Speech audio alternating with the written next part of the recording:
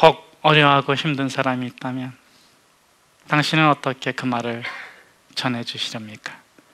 오늘 아굴라는 이렇게 바울에게 전하고 있습니다. 우리 1절에서 3절의 말씀을 같이 한번 함께 읽도록 하겠습니다. 그 후에 바울이 아덴을 떠나 고린도에 이르러 아굴라라 하는 본도에서 난 유대인 한 사람을 만나니 글라우디오가 모든 유대인들을 명하여 로마에서 떠나라 한 고로 그가 그 아내 브리스길라와 함께 이달 아달랴로부터 새로 온지라 바울이 그에게 가매 생업이 같음으로 함께 살며 일을 하니 그 생업은 천막을 만드는 것이더라.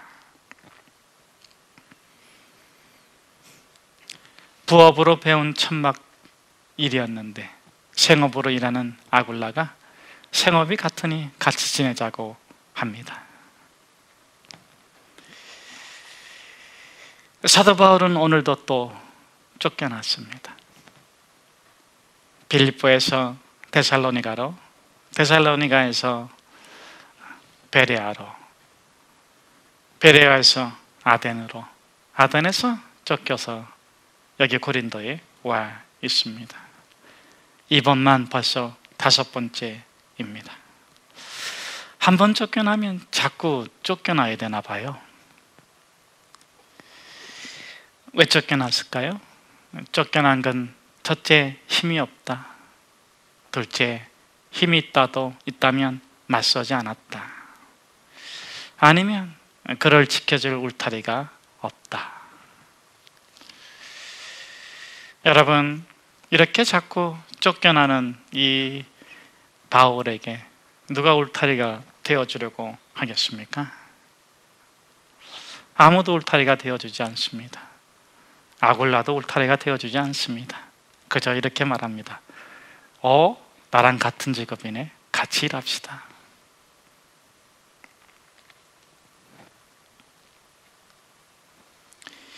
아굴라는 글라우디오 때, 그러니까 칙령이 내렸는데 로마에 있는 유대인들을 다 로마에서 추방했을 때에 대략 AD 45년에서 55년 사이, 어떤 학자들은 정확히 49년이라고 주장하는 학자도 있습니다만은 아마 그때 로마에서 아달랴로부터 고린도로 왔던 것 같습니다. 그렇게 생업이 같다는 핑계를 대어 바울과 함께한 그는 이후로 놀랍게도 더 이상 쫓겨나지 않습니다.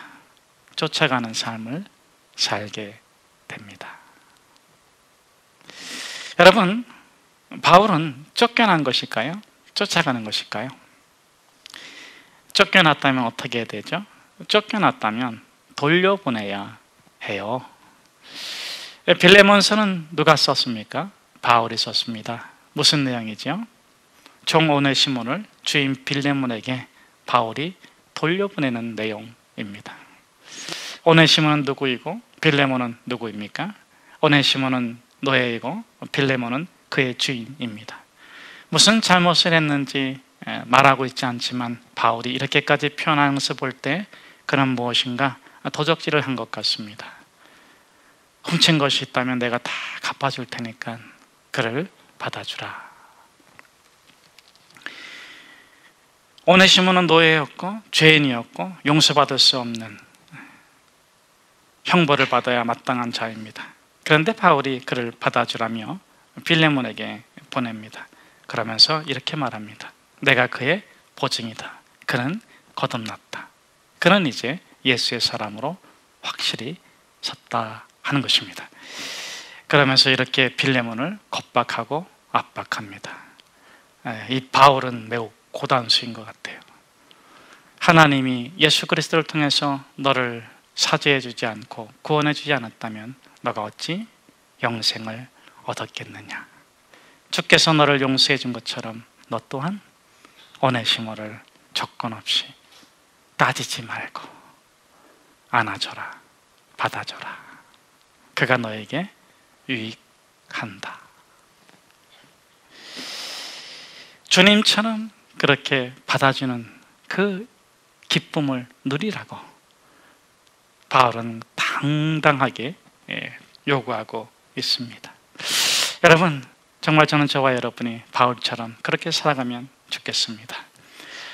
여러분은 지금 누구십니까? 오네시모입니까? 바울입니까? 빌레몬입니까?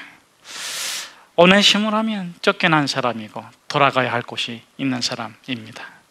바울이라면 중재자이고 대속자이며 중보자일 것입니다. 빌레몬이라면 자신의 주인됨을 깨닫고 참 주인됨은 받아주고 관용을 베풀고 세워주는 것임을 알고 예수 그리스도처럼 스스로를 속죄해서 오네시모를 속죄해야 될 사람이겠죠. 여러분은 누구입니까? 우리의 삶에서는 어느 때는 오네시모가 되기도 하고 어느 때는 바울이 되기도 하고 어느 때는 빌레몬이 될 수 있습니다. 우리가 그것을 기억한다면 우리는 결코 십자가의 은혜를 헛되게 하지 않을 것입니다. 자, 다시 묻습니다. 바울이 쫓겨난 것일까요? 쫓아가는 것일까요? 쫓겨났다면 돌아가야 됩니다. 왜냐하면 바울이 오네시모이기 때문에 그렇습니다. 죄의 짐을 지고 도망하면서 거룩하게 건강하게 살 수 없어요. 사람 앞에서 해결할 수 없다면 하나님 앞에서 반드시 해결해야 합니다. 여러분, 하나님 앞에서 해결하면 하나님께서 해결해 주세요. 첫째는 때를 허락해 주시고, 두 번째는 돕는 자를 붙여주시고, 세 번째는 야곱처럼 에서 앞에서 해결해 주십니다. 여러분, 야곱은 돌아가야 되는 사람이었어요. 어디로 돌아가야 됩니까? 그의 아버지 집으로 돌아가야 했어요. 그런데 결코 그는 돌아갈 수가 없었습니다. 왜냐하면 너무나도 혹독하게 못된 짓을 했기 때문에 그렇습니다. 그런 그가 돌아갈 수 있었던 것은 사람 앞에서 해결하기 전에 먼저 하나님 앞에서 해결받았기 때문에 그렇습니다. 그가 마침내 야복강가에서 하나님 앞에서 해결을 마침표를 찍고 그리고 모든 것을 내려놓고 에서를 만났을 때 에서는 원수가 아니라 적이 아니라 죽이러 달려오는 자가 아니라 환영하고 기뻐하고 축복하고 다 해결받은 자로서 야곱 앞에 왔습니다. 하나님께서 해결해 주십니다. 여러분, 오늘도 탕자의 아버지는 고개마루에서 누구를 기다리고 있습니까? 탕자일까요? 참 아들일까요? 여러분, 탕자의 아버지는 단 한 번도 고개마루에서 탕자를 기다린 적 없습니다. 참 아들을 기다리고 있는 것입니다. 비록 탕자였지만 아버지가 참 아버지고 아버지의 집이 참 좋은 곳이구나 깨닫고 아버지께로 돌아가기로 결단하는 순간 더 이상 탕아가 아닙니다. 참 아들입니다.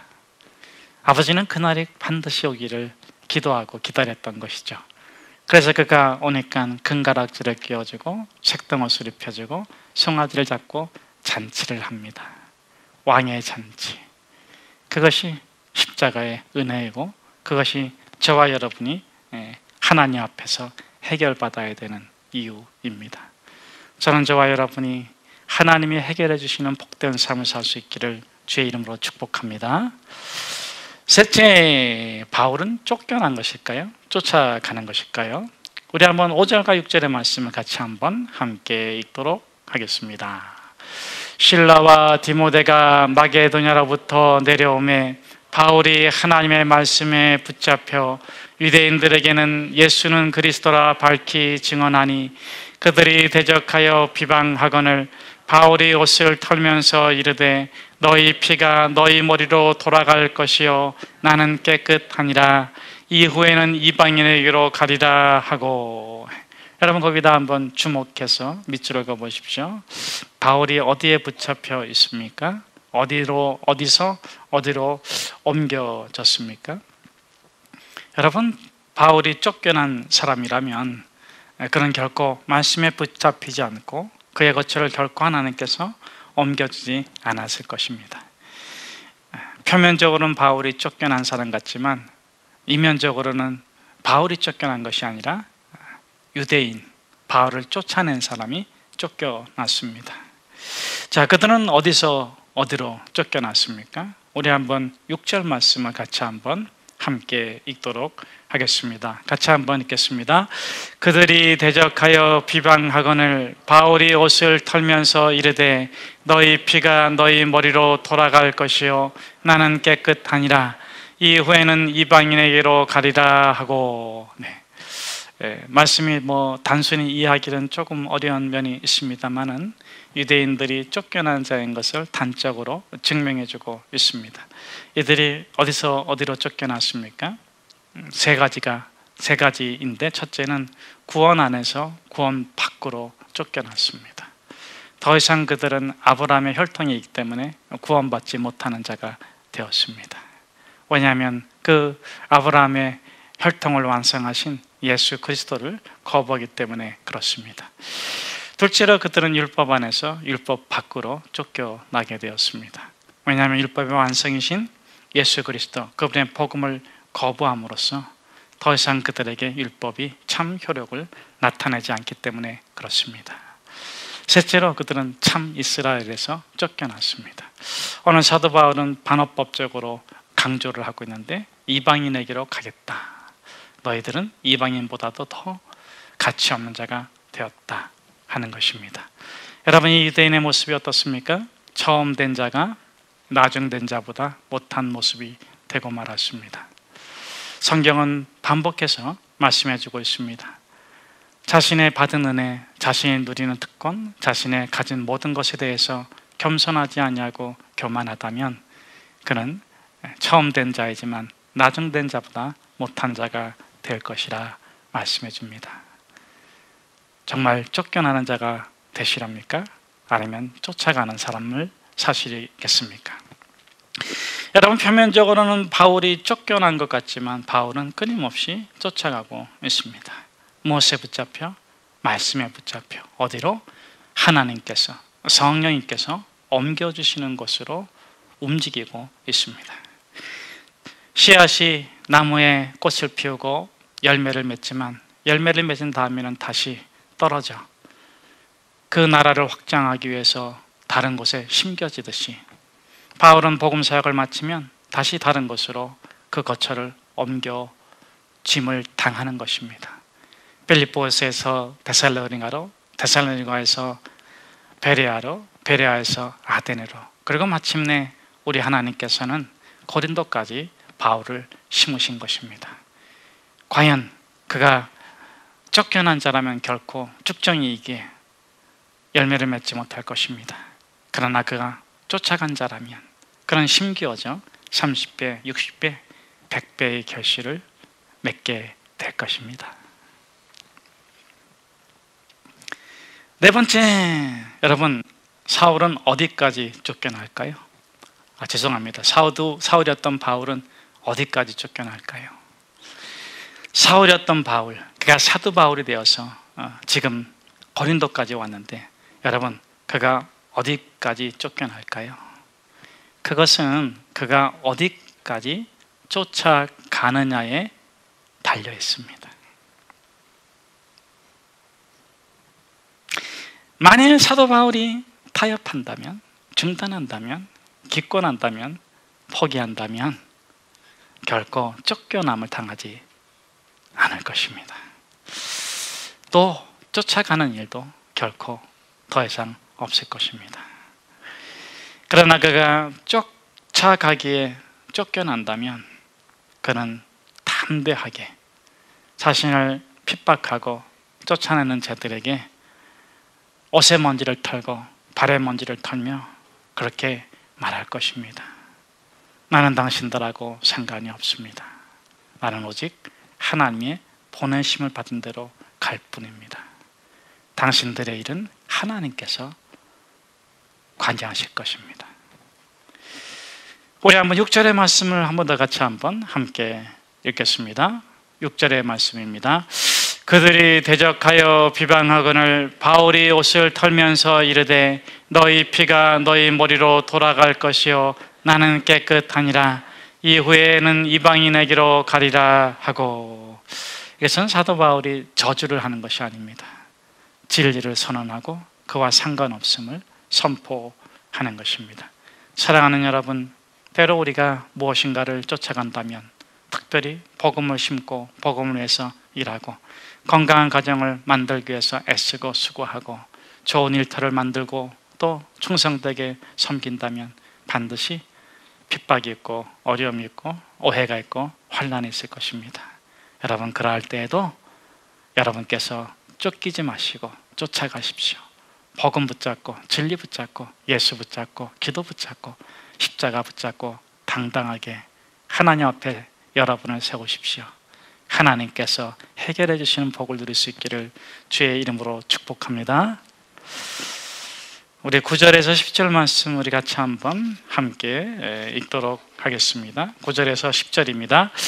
밤에 주께서 환상 가운데 바울에게 말씀하시되 두려워하지 말며 침묵하지 말고 말하라. 내가 너와 함께 있음에 어떤 사람도 너를 대적하여 해롭게 할 자가 없을 것이니 이는 이 성 중에 내 백성이 많음이라 하시더라. 아멘. 쫓겨나는 자가 아니라 쫓아가는 사도 바울에게 하나님께서 이렇게 말씀하십니다. 그런데 그 말씀하시는 시점이 참 흥미롭습니다. 한밤중에. 여러분, 아무리 좋은 일을 하고 아무리 의로운 일을 하고 아무리 참된 일을 하더라도 힘든 건 힘들다, 어려운 건 어렵다, 괴로운 건 괴롭다, 때로는 잠 못 이루는 밤이 있다.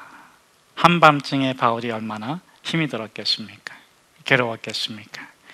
근데 그 한밤중에 하나님께서 그에게 나타나서 이렇게 말씀하십니다.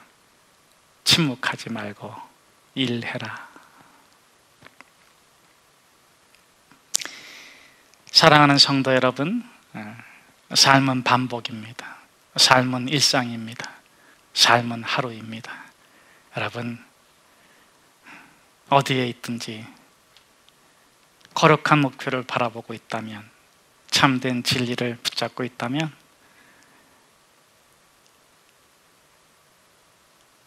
그대로 행하십시오.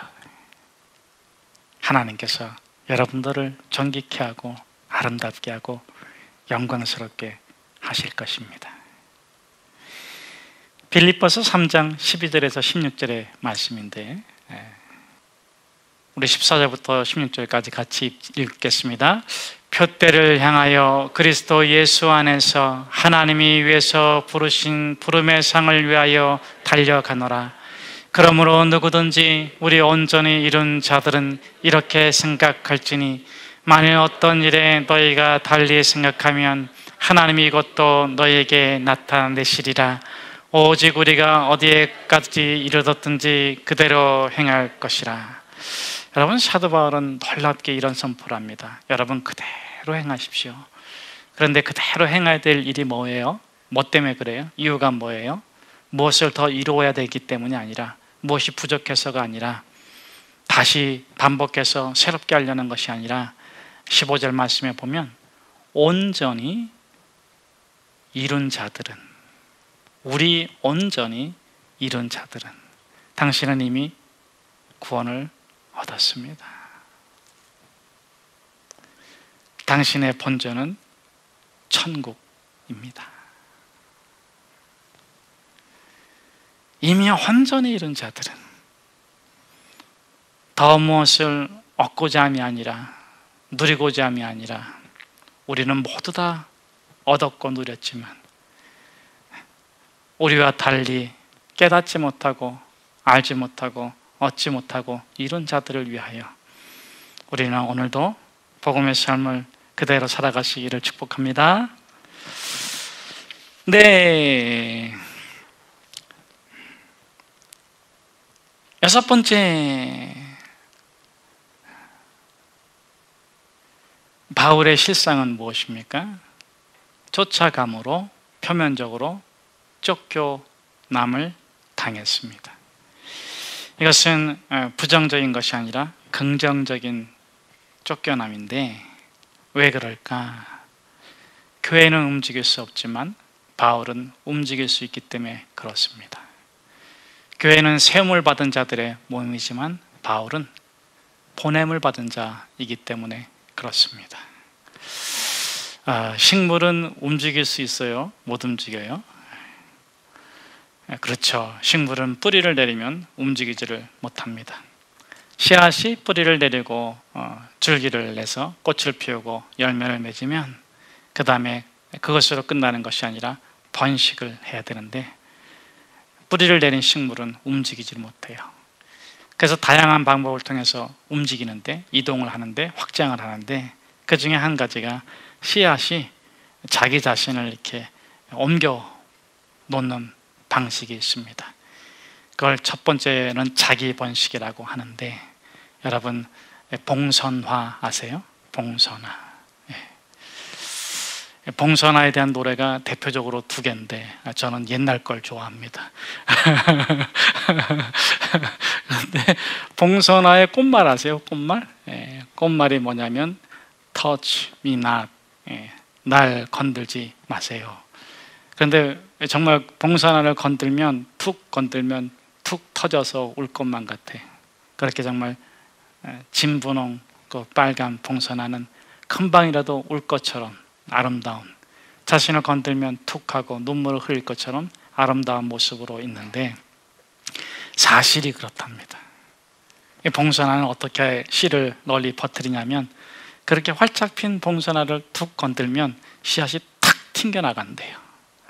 그래서 아마 꽃말이 그렇게 붙었나 봐요. 건들지 마, 총알이 나갈지 몰라.